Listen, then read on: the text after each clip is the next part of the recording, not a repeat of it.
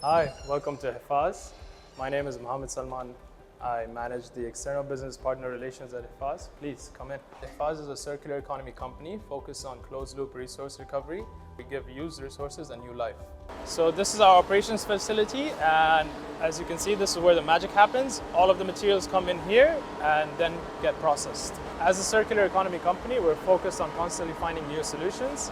Here behind me, you can see an example of chips being used to turn into animal feed.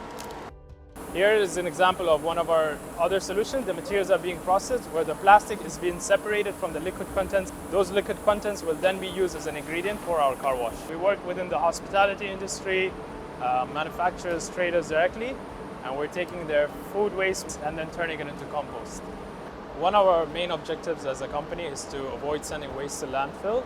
That aligns perfectly with the Dubai government's vision, which is to have zero waste to landfill by 2030. We want to be one of the key players to help them achieve this goal.